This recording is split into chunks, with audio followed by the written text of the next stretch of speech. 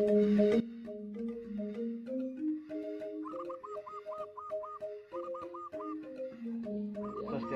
Ida Nabe. Swastiastu. Menapi katra Ida. Nah, akhirnya ya. Malih titiang tangkil meriki. Ye. Karena wenten sesuatu yang ingin titiang tanyakan, apalagi akan menyambut Hari Raya Galungan Kuningan, kenten Ida. Betul. Cik, bagus. Kami sehat, ring Riki. Sehat semuanya. Ya. Nah, kenten Ida. Sebelum Galungan itu kan wenten istilah Sugian Jawa dan Sugian Bali. Nah, kenten. Apakah yang dimaksud dengan Sugian Jawa dan Sugian Bali nih, Ida? Apakah ada histori tertentu, kenten Ida? Karena kan anak-anak muda yang sekarang pasti berpikirnya Irago dari Jawa dulunya, kenten Ida. Apakah seperti Niko yang dimaksud? Mohon penjelasan Ida Nabi, kenten. Yes, semua anak sudah akhir Gaguria yang Ida sebagai pandita sangat berbangga diri kalau sekarang banyak generasi-generasi umat kita yang muda-muda ini lebih dekat dengan agamanya.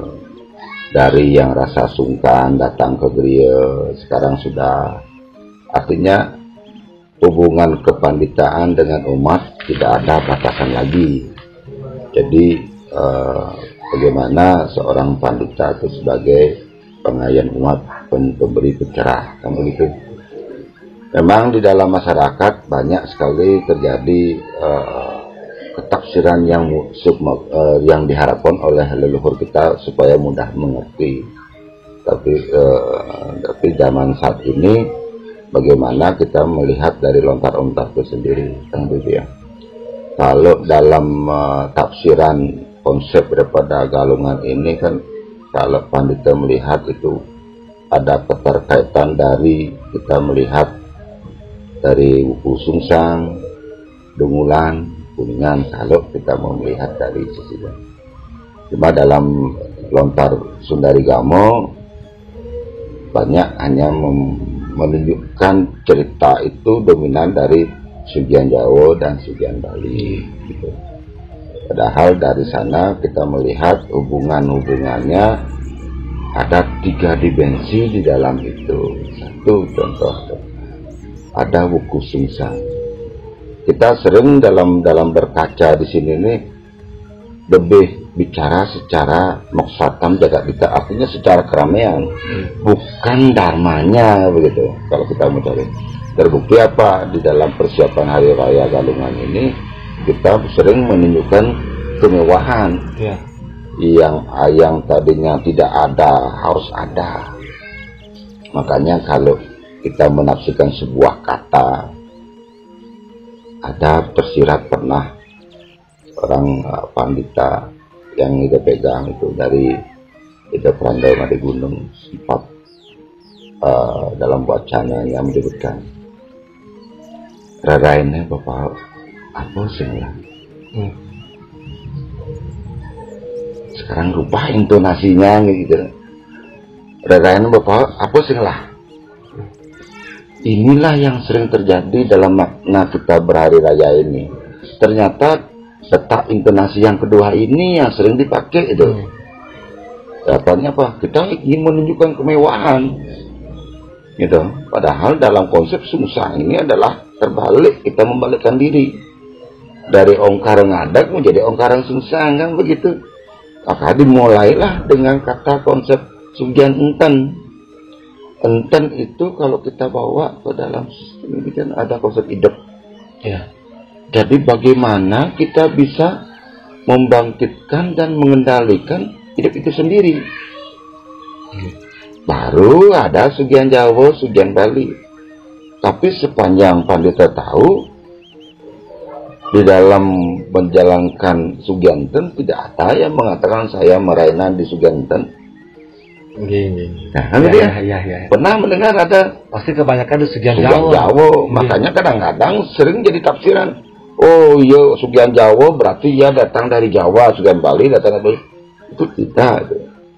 Padahal konsep yang ditemukan justru di Sugianten itu bagaimana kita mampu membangkitkan semangat kita berhari raya, tapi tetap terkendali gitu. Makanya ada proses pengerbuan. Jadi siapapun boleh menjalankan pada saat dilakukan di Sugianten pun boleh. Sugian Jawa boleh, Sugian Bali boleh. Karena di dalam upakara itu sudah mengandung 3 unsur. Satu, secara hidup ada di bunga, di daun itu. Sudah itu Sugian ininya sabdanya itu ada Sugian Jawa ngarannya Japeng ngaran Japo ngarannya sabda. Berarti sampean itu sudah berbicara, mana sampean perat, pengambian itu, penyenang itu sudah bicara. Bayunya di mana? Makanannya ini yang perlu kita lepas. Itu makanya tidak akan pernah lepas daripada ketiga unsur ini. Jadi kalau ada yang merainan di Sugian Jawa, ya tidak menjalankan lagi. Jadi tidak ada tuntutan. Terkecuali misalnya di dalam perjalanan itu, contoh Sugian Bali ada kebetulan kajian klien, ya tetap kita penghormatan kepada rainan kajian klien, karena yang umum itu kan ada 4, Purnama Tilem kajian klien gitu. Karena simu Purnama Tilem itu kekuatannya ada di kajian klien, makanya ada kajian klien Wudan, ada kajian klien Nyitan. Kalau kajian klien Wudan berarti dia menuju ke ini ke Tilem, kalau kajian Nyitan dia ada di Purnama. Jadi begitu prosesnya. Jadi sinilah kita perlu pembangkitan. Kalau kita mau coba lihat setelah Sugian Bali ini ada jeda, baru kita masuk.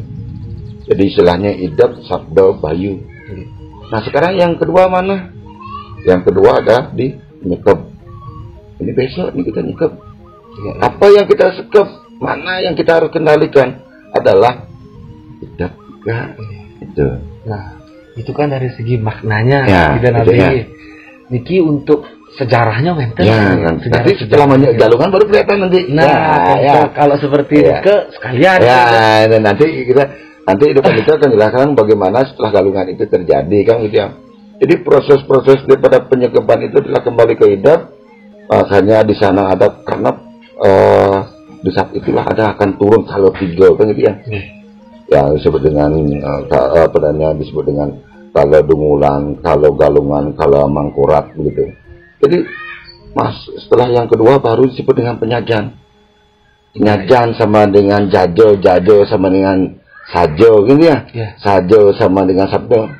Nah, sama seperti nanti seorang pengacara, apa yang dipegang kan bicaranya. Di sabdo ini supaya kita mampu mengendalikan sabda, apa yang terucap, apa yang dilontarkan dalam makna itu. Baru kita penampahan. Karena proses kalau ini adalah mengikuti waktu, ruang, bentuk ini kan dalam tubuh, ini yang kita kendalikan. Baru dah segalungan gitu. Kalau kita mampu mengendalikan kedua paket itu, kita baru bisa mengerti. Makanya nanti kalau kita tidak berhasil akan kelihatan di galungan itu. Karena galungan ngareannya galang. Galungan ngareannya galang. Jadi kalau kita sudah galang kayun, pikiran itu pasti bisa tersenyum. Itu bisa tenang, cerah sudah apa gitu. Nah, baru ada Sugian manis galungan masuk ke sabdonya. Pemaridan baru bayu. Nah kalau kita lihat sekarang, dulu sudah pernah ada diceritakan di dalam kerajaan Sriwijaya Pangus itu sebelum itu sudah pernah terputus tidak dijalankan gitu. Akhirnya karena begitu beliau mengalami kedukaan, kesakitannya dapat petunjuk supaya dimulai dengan memenjor gitu ya. Artinya disitulah konsep galungan itu dibangkitkan. Istilah kemenangan Dharma. Ya, di situ. Itulah di sini kita menunjukkan bahwa kita sudah menang. Karena beliau pada saat itu kan Sang Prabu sedang duka, sedang kesakitan, dengan dapat petunjuk itulah bagaimana nuansa Bali ini betul-betul galang kayun itu. Itu. Makanya di dalam konsep Moksatam Jagat Dita ini yang mana kita cuma seperti Pandita sampaikan tadi, kita dominan membicarakan sebuah kemewahan seperti intonasi tadi kainan bapak pusing lah di Banten. Kau Banten ini, padahal kalau kita mau jujur jangan sampai ada bahasa umat Hindu beyatnya harus berat, tidak ada. Apapun yang dipersembahkan itu sudah cukup, yang penting kita bisa nikmati bersama, ya, tidak terbuang gitu. Ya. Tapi sekarang ini kan beda. Ya harus kita ikuti globalisasi ini kan gitu ya. Nah, jadi sejarah-sejarah itu yang sudah ada gitu. Nah ini tuh ada hal yang terbesit nih Ki. Di setiap akan galungan itu kan wenten penjor itu Nah di penjor-penjor ini sebenarnya apa saja yang harus diisikan itu? Apakah memang hasil-hasil pertanian kah? Atau di luar itu kan? Dan makna-maknanya gitu loh. Karena penjor itu kan adalah bisa dianggap simbol naga basuki kan ya. Jadi simbol kemakmuran beliau sebagai itu. Makanya di sana ada bahasa palebungkah paleganteng kan ya. Palebungkah paleganteng adalah itu bagian-bagian dari pertanian. Nah, contoh dalam konsep hasil pertanian padi tanpa menggunakan padi pun boleh. Ada ringit-ringit busung itu disimbolkan sebagai padi. Berarti kita tidak ada yang harus begini begitu, tidak. Tapi kalau kita mampu tunjukkan itu. Nah, di bawah itu simbolnya ada kepala naga. Pengendaliannya apa? Makanya nanti ada upekara matulung sayid apa? Kita selalu mohon dalam konsep kita ini supaya alam kita dijaga, manusianya dijaga, trihita karanonya dijaga, hubungan keharmonisan ini harus dijaga. Jadi ini konsep naga ini sebagai simbol-simbol naga di bawah. Pada saat kita melakukan proses-proses di penampahan itu terjadi upacara. Nah, biasanya itu sering terjadi salah tafsir bahwa di penampahan galungan ini adalah odalan sedang karang gitu. Padahal itu kalau kita kaitkan dalam konsep daripada catur sana itu tidak di sana dia, tetapi karena konsep turunnya sangkala 3 galungan yang ada di Amangkurat, Sri Indra Guru Yamadra Brahma kalau itulah ada di posisi sedang karang, maka dia adalah merangkum konsep sangkala 3 udah dibetara. Kalau di sini kita ada pemujaan, penghormatan, semoga kita diberikan perlindungan. Itu makanya ada ulam bakaran kan gitu ya. Nah, di sini adalah supaya kita diseimbangkan konsep-konsep kalornya itu. Nah, selanjutnya apa yang kita lakukan itu ada sudah mulai di galungan ada memperhiasi gitu. Nah, dari 3 unsur ini sudah nyambung. Ada Sugian Jawa, Sugian Enteng, Sugian Jawa, Sugian Bali.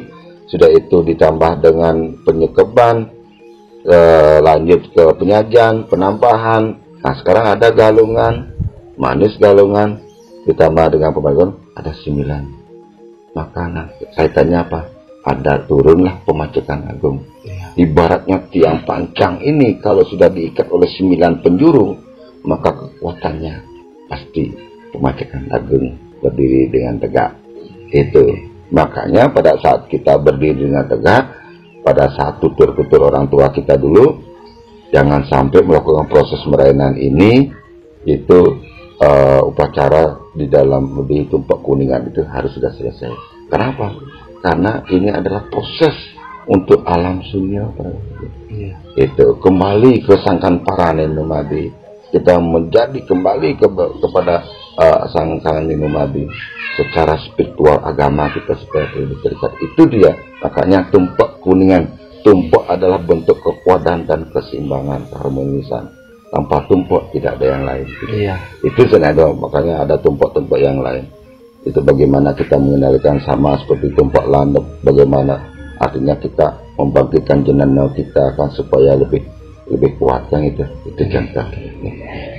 Ini lagi sedikit lagi kan biasanya kalau sembahyang kuningan pas rainan kuningan itu kan tidak boleh nih kelewat dari jam 12 siang ada hal bagaimana itu itu udah seperti tadi ada sesuatu yang terdahulu mungkin terjadi sesuatu jika lewat jam 12 siang gitu kan orang-orang awam pasti seperti itu bertanya seperti Pandita jelaskan bahwa dari tadi bahwa konsep 9 itu tajak jadi pemacekan agung itu hubungan manusia sudah secara vertikal, maka diharapkan kita sudah tidak kembali ke kale lagi, karena kita tadi kale kan sudah kita lewati. Di kale Dungulang, kale Galungan, kale Mangkurat ini kita sudah lepaskan menuju Pemecahan Agung. Pangsing Mapas bahasanya, Tajek Sang Yang Baskara di Pati ini supaya sudah lepas lagi. Jadi kalau kita masih di sana berarti leluhur kita akan jangan-jangan tidak bisa menaikkan diri status sosialnya nanti itu juga.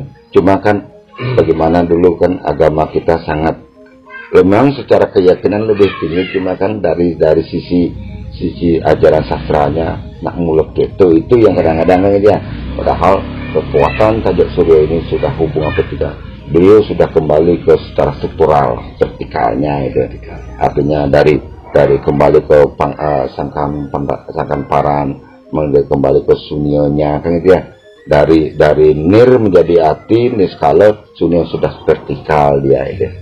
Makanya kita diharapkan khusus untuk hubungan ke spiritual leluhur kita sudah harus tutup karena beliau akan kembali gitu. Kabarnya ada proses-proses pada saat itu sebelum beliau berangkat naik di Banten Mekuning biasanya ditambahin Banten sambutan supaya Sang Adi Numadi ini memberikan doa restu kepada generasi itu tujuannya kenapa setiap acara Tumpak Kuningan itu adalah simbol ada sambutan, karena kuning adalah simbol kesucian. Nah, jadi beliau sang leluhur Sang Adi kembali ke alam sunyo supaya bisa menuju ke alam kesucian. Tidak, kalau masih ini kan jamnya udah telat, kalau kita aja masuk kerja terlambat kena denda kan gitu ya. Itu contohnya. Cuma supaya kita lebih dibuatlah ketakut pangsing dadi negak galen, itu contoh pangsing wicil itu contohnya. Karena apa? Jangan sampai mana posisi kepala, mana posisi kaki, mana itu, supaya ada aturan-aturan yang kita harus ya. Para masuk semua niki ya, semoga kita semua sarang sami di dalam menjalankan hari raya Galungan dan Kuningan ini sebagai apa yang sudah sering dilakukan. Semoga dalam konsep kemenangan Dharma melawan Adharma kita bisa lebih baik lagi, apalagi zaman pandemi Covid ini kita bisa menikmati. Inilah perubahan yang paling langgang ya. Nah, niki ide nabe tolong sepatah dua patah kata atau satu pesan atau dua pesan untuk anak-anak muda yang sekarang supaya lebih ingin tahu tentang apa itu agama Hindu dengan sejarah-sejarah, ada istilah Galungan, Kuningan dan hari raya lain sebagainya. Mohon sepatah dua patah kata. Ya Pak Dita, seperti tadi kan sudah sedikit mengajak bagaimana dalam melaksanakan ajaran agama kita ini tidak melihat hanya dari sisi luar saja, tapi lebih banyak memaknai daripada dari ajaran agama sendiri. Sepertinya kata bahasa Moksatan Jagat Gita ini, bagaimana yatnya ini kita jalankan seperti dengan tulus, dengan tanpa harus besar gitu. Karena banyak seperti tadi dominan lebih mementingkan daripada kemahan, apalagi melakukan konsep pendidikan. Mungkin zaman Pandita masih muda kan juga melakukan, tapi kalau bisa dalam generasi, mari kita hikmahi ajaran agama kita ini sesuai dengan aturan yang sudah ada. Kita nikmati bagaimana petunjuk daripada pengerebuan tadi, pengendalian jenano kita, kemudian supaya lebih nilai agamanya lebih ditingkatkan itu. Seperti lain-lain lagi seperti yang tadi, seperti Tupalandap, Saraswati, Banyu Penaro, Pukorosi, itu adalah semua konsepnya adalah bagaimana kita dalam melaksanakan ajaran agama itu kembali ke Moksatan Jagat Gita. Terima kasih Ida Nabe untuk penjelasannya. Semoga nanti Titiang winter waktu malih Titiang di sini. Sama-sama. Oke. Selamat hati atau Titiang.